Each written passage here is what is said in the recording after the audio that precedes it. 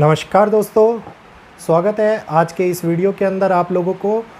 रक्षाबंधन की बहुत ही ज़्यादा हार्दिक बधाइयाँ सभी बहनों को, सभी भाइयों को। आज का दिन बहुत बहुत मुबारक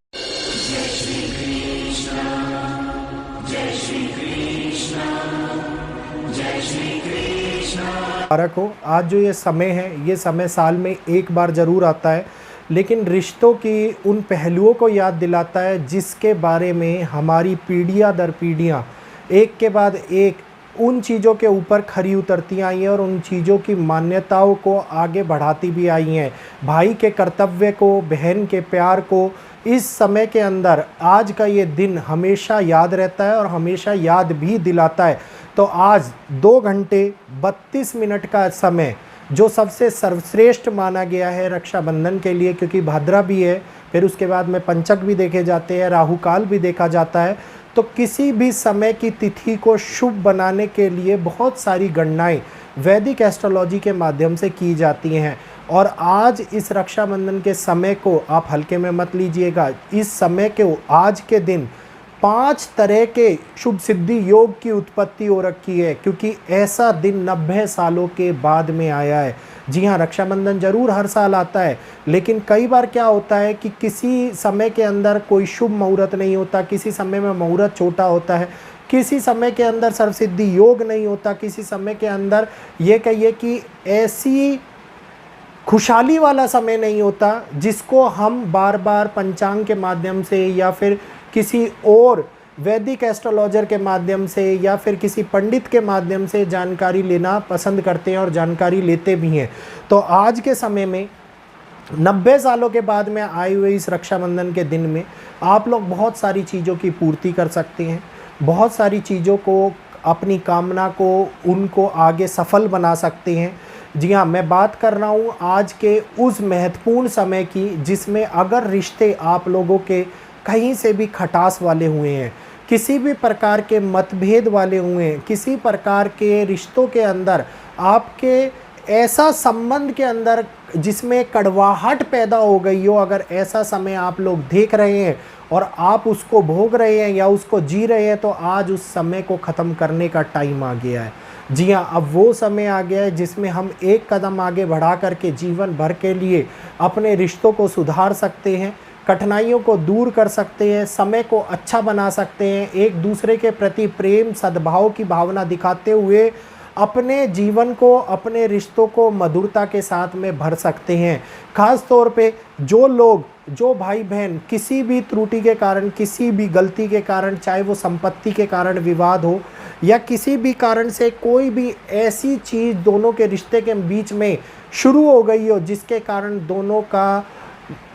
बातचीत, दोनों का एक दूसरे के साथ में राखी बांधना या फिर दोनों का संबंधों के अंदर बिल्कुल विच्छेद हो गया हो, तो आज का दिन का वो समय है जिसमें आप अगर एक नई शुरुआत करेंगे तो हकीकत में जीवन भर के लिए आप लोगों का वो ही प्यार जो बचपन में कभी हुआ करता था, वैसा ही रिश्ता जो कभी हमारे बचपन में हुआ करता था, वो दोबारा से बन जाएगा। क्योंकि बचपन के अंदर हमें किसी भी प्रकार का लालच, मोह, किसी भी प्रकार की कामना नहीं रहा करती थी। केवल हम लोग अपने बचपन को जीते थे, आनंदित रहते थे और एक दूसरे के साथ में प्रेम और सद्भाव की भावना रखते थे, बड़ों का आदर किया करते थे, छोटों को प्यार किया करते थे। लेकिन अब वो समय भूलता जा रहा है और जीवन के अंदर परिस्थितियां ऐसी आती जा रही है जो कठिनाइयों को भी ला रही हैं, रिश्तों की अहमियत को ख़त्म कर रही हैं, और जिस कारण से रिश्ते जब ख़त्म होने लगते हैं तो परिवार अकेले पड़ने लग जाते हैं। 2 या 2 से अधिक व्यक्ति ही एक परिवार के अंदर रहने लगते हैं और अपने आप में खुश रहने की कोशिश ज़रूर करते हैं, लेकिन खुशी किसी भी प्रकार से मिल नहीं पाती। तो आज इस प्रकार से जो मैं कार्य आपको बताऊंगा, उस कार्य को करते हुए आप इसके दिन को सफल बना सकते हैं और अपने जीवन के अंदर शांति का अनुभव, खुशहाली का अनुभव और एक दूसरे के साथ में रिश्तों के अंदर मधुरता का अनुभव कर सकते हैं। जब भी आप राखी बांधे तो राखी बांधने के लिए नॉर्मल राखी का प्रयोग ना करें। अब आप कहेंगे कि नॉर्मल राखी का प्रयोग नहीं करेंगे तो गुरुजी कैसे राखी बांधेंगे? तो राखी बांधने के लिए आपको क्या करना है, एक कलावा लेना है, एक छोटी सी पुड़िया बनानी है। उस पुड़िया के अंदर कुछ पीली राई के दाने, कुछ पीली सरसों के दाने, राई के और सरसों के दाने आप लोगों को उसमें डालते हुए भगवान विष्णु के आगे समर्पित करते हुए भगवान विष्णु से प्रार्थना करते हुए अपने भाई के लिए आपको वो राखी को उनके चरणों के अंदर थोड़े समय के लिए अर्पित कर देना है। उसके बाद में जब समय आ रहा है, एक तो अभिजीत मुहूर्त का समय आ रहा है 12 बजे से लेकर के 12:50 तक का ये समय, जी हाँ, ये ऐसा मुहूर्त होता है जिसके अंदर हम लोग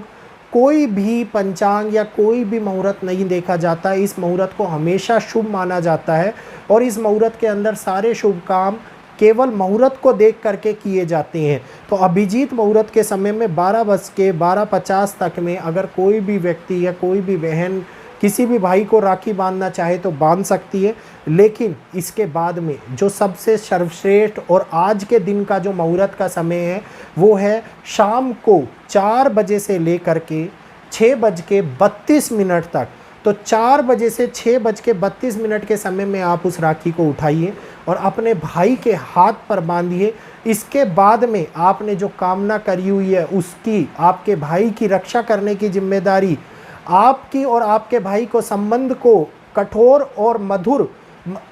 कठोर का मतलब ये मत समझिएगा कि किसी भी प्रकार का ऐसा संबंध जो टूटे ना टूट सके, मतलब समझ रहे, जिसको तोड़ना भी अगर चाहे तो कोई तोड़ ना सके, उस प्रकार की कठोरता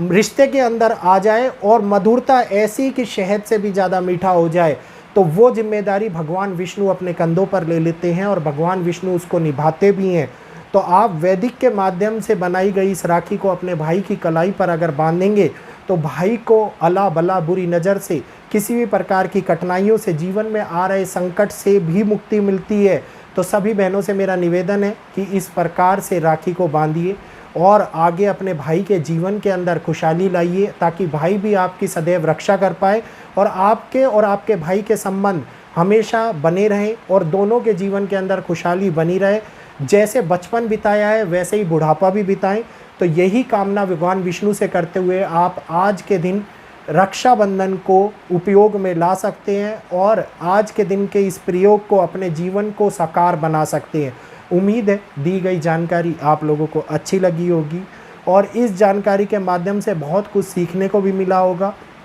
बहुत सारी ऐसी बातें हैं जो हम अपने जीवन के अंदर करना चाहते हैं लेकिन कर नहीं पाते हैं, क्योंकि या तो हमें पता नहीं होता या फिर हमें उस कार्य को करने के लिए कठिनाइयाँ आ रही होती है। तो हमेशा एक ही बात कहूँगा, जिस कार्य को करना चाह रहे हो उसको बिना कुछ सोचे समझे केवल ये निर्णय लेके करो कि ये कार्य जो मैं कर रहा हूँ ये किसी को हानि तो नहीं पहुँचा रहा, ये कार्य जो मैं कर रहा हूँ क्या किसी को कोई कष्ट या किसी को कोई दुख तो नहीं पहुँचेगा। केवल अगर इन 3 बातों का आप ध्यान रखेंगे और उस कार्य को करने के लिए आगे अपने आप को समर्पित कर देंगे तो ये बात कन्फर्म है कि प्रभु भी और स्वयं सृष्टि भी उस कार्य को आपके साथ में करवाने के लिए पूरा जोर लगा देते हैं। तो ध्यान रखिए इस बात को, रिश्तों को संभाल के रखिए। आज के समय में रिश्ते बहुत ही कोमल हो गए हैं, बहुत ऐसे हो गए हैं कि छोटी छोटी बातों के ऊपर रिश्ते टूट जाते हैं। तो इन रिश्तों को बनाइए और 90 सालों के बाद में आए हुए आज के इस दिन का उपयोग कीजिए। उम्मीद है आप लोगों को ये बातें समझ में आ गई होंगी। तो वीडियो को लाइक कीजिए, चैनल को सब्सक्राइब कर बेल आइकन को ऑल पे कीजिए। आज के लिए इतना ही। जय श्री कृष्णा, जय माता दी।